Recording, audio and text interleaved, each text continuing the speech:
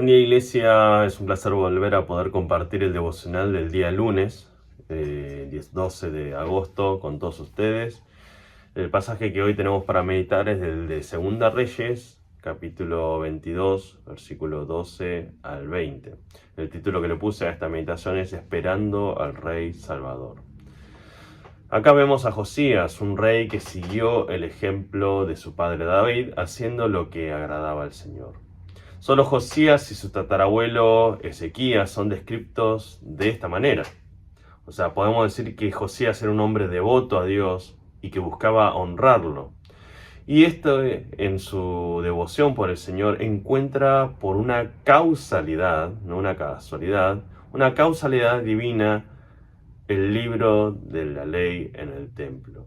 Es que no existen casualidades en este tipo de asuntos espirituales. Nosotros vemos que al escuchar la palabra del libro, se da cuenta el rey de que el castigo de Dios hacia Judá es inminente por quebrantar el pacto en reiteradas ocasiones, especialmente en el reinado de su predecesor, el rey Manasés y luego Amón.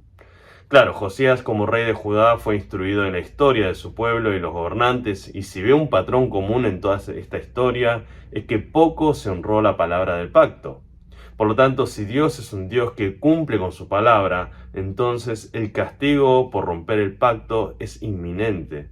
Las palabras de Dios se van a terminar cumpliendo. Entonces, ¿qué hace el rey frente a la palabra que revela la condición de su pueblo y la de él? Josías se lamenta profundamente mostrando un real arrepentimiento por el pueblo y sobre todo por él.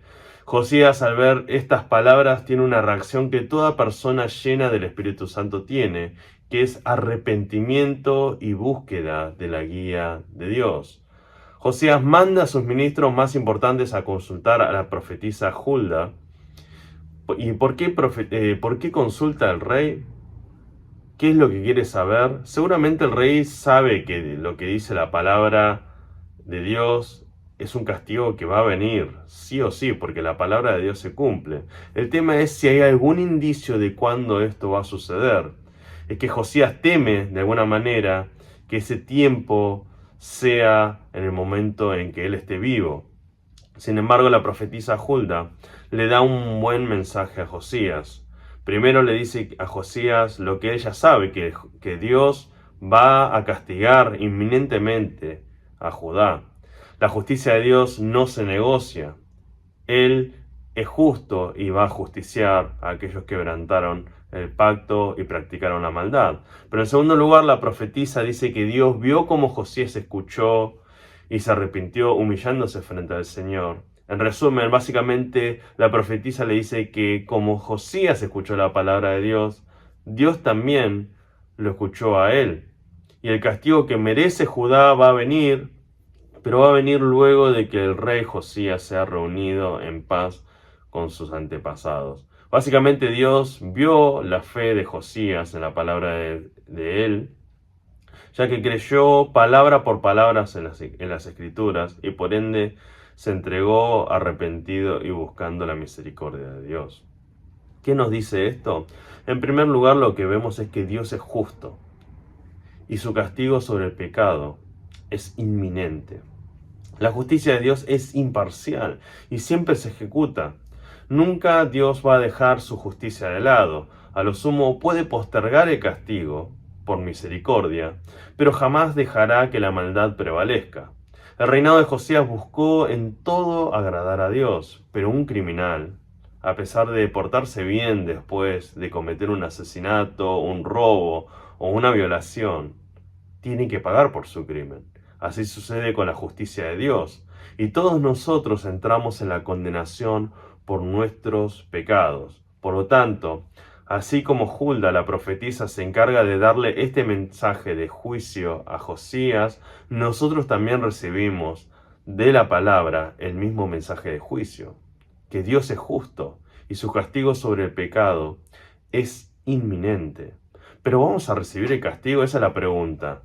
O sea, vemos acá que Dios escucha a los que le temen y reconocen su pecado, humillándose y buscando misericordia. El encuentro de las Escrituras no fue una casualidad, sino que Dios guió a Josías a ver que a pesar de ser un buen rey, él y su pueblo estaban en pecado y la ira de Dios es ineludible. Pero Josías no negó su condición ni la del pueblo. Al contrario, él claramente se arrepintió y buscó de todo corazón a Dios. Fue humilde y buscó qué es lo que tenía Dios para decirle a él y al pueblo. Si Dios señala nuestro pecado, ¿cuál sería nuestra reacción? ¿Negamos la culpa y seguimos así como si nada? ¿O caemos de rodillas y nos humillamos frente a Dios buscando misericordia? Dios escuchó a Josías y le mostró misericordia, dándole un reinado pacífico y postergando su juicio contra Judá. O sea, quiere decir que Dios escucha a los que le temen y reconocen su pecado, humillándose y buscando misericordia. Pero, entonces, ¿no hay salvación a la justicia de Dios? Porque estamos hablando de una postergación, no hablamos de una salvación del juicio de Dios.